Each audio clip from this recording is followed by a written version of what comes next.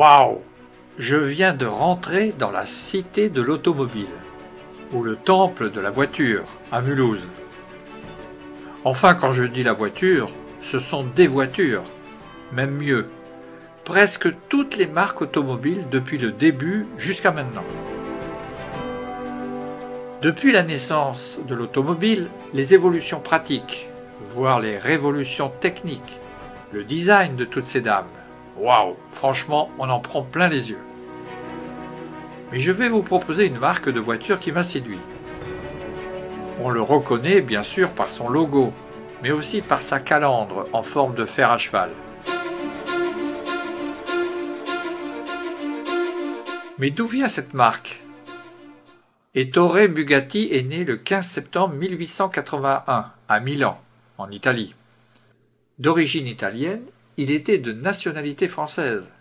C'est pourquoi Bugatti est une marque aux racines tricolores. Le troisième enfant d'Ettore Bugatti, c'est Jean. Il entre dans l'entreprise en lui insufflant un style d'emprunt, d'élégance et de sportivité. Découvrons quelques chefs-d'œuvre exposés à la Cité de l'Automobile. À partir de 1921, Bugatti développe ses moteurs à 8 cylindres, en ligne, aussi bien pour les modèles de course que de tourisme ou de luxe. Cette Bugatti T30 sera un vrai succès commercial. Cette Torpedo, type 38, fut entièrement reconstruit, selon les goûts de son propriétaire, l'américain Shaw, qui en raccourcit le châssis. En fait, le type 40 sortit en 1926. Cette berline rencontra un franc succès et fut produite à 800 exemplaires. Ce petit fiacre est typique de la passion d'Ettore Bugatti pour le cheval. D'ailleurs, la calandre de la marque symbolise un fer à cheval. Ce type 55 Super Sport est présenté au Salon de l'Automobile à Paris en 1931. Sa carrosserie est due au talent de Jean Bugatti, qui esquissait les projets, et Joseph Walter, le dessinateur de l'usine. La conduite de ce coupé est la suivante. Dans un habitacle exigu, vous subissez ou vous vous délectez de l'ambiance créée par la chaleur du moteur, du bruit strident du compresseur et des vibrations dues à l'état des routes de l'époque. À bord de ce Roadster 55, Jean Bugatti effectuait le trajet Molsheim-Paris, 480 km en moins de 4 heures. Ce Roadster type 55 fut pensé par Jean Bugatti. L'absence de porte, remplacée par des échancrures galbées, souligne le caractère sportif de cette Bugatti. Cette berline a appartenu à Jules Gou, grand pilote français de 1903 à 1920. Là, j'ouvre une petite parenthèse. Jules Gou battra le record des 100 miles à bord d'une Peugeot en 1913.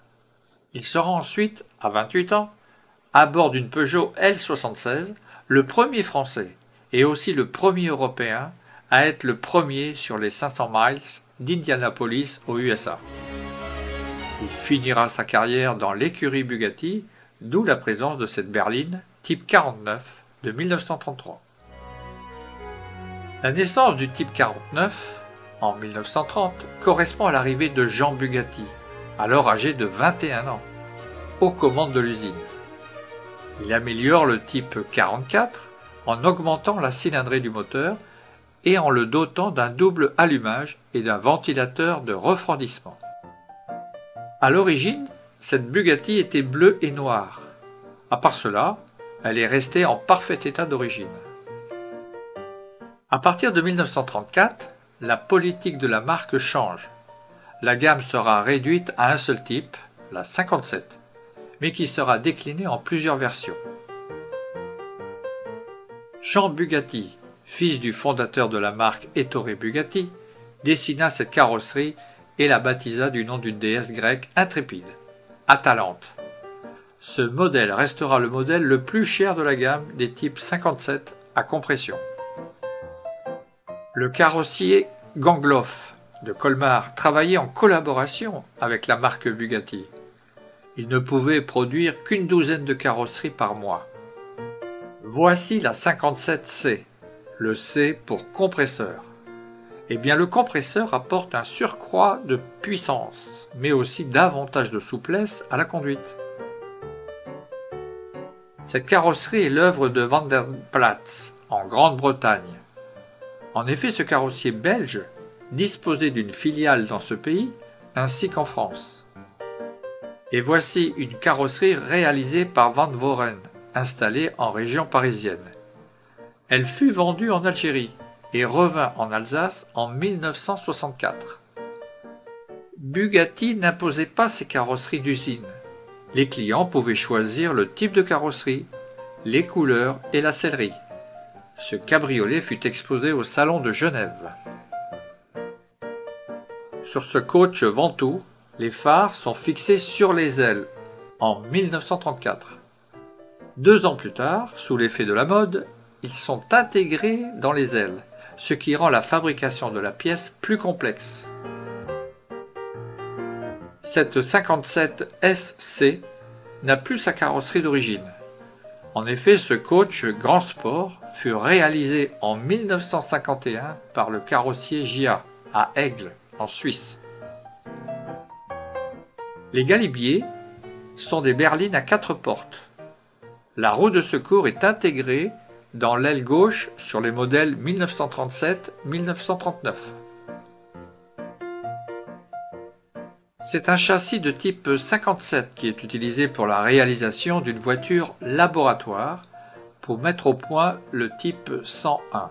Cette 101 donc n'est pas vendue, mais participe à plusieurs courses en Angleterre et en Allemagne. Ce coach est le second type 101, exposé au Salon de Paris de 1951. Ce coach est resté à l'usine Bugatti jusqu'à son rachat en 1963. D'un design très pur, ce modèle reste invendu. En 1963, il rejoint la collection de Fritz Stumpf. Ce dernier repeint ses 3 Bugatti du châssis 101, en bleu pour le coach, blanc pour la berline et rouge pour ce cabriolet. Je vais m'arrêter là pour ces chefs-d'œuvre de Bugatti. Dites-vous qu'il y a encore tout un monde dans la voiture de course, où bien sûr Bugatti a remporté de nombreuses victoires. Mais ceci est une autre histoire.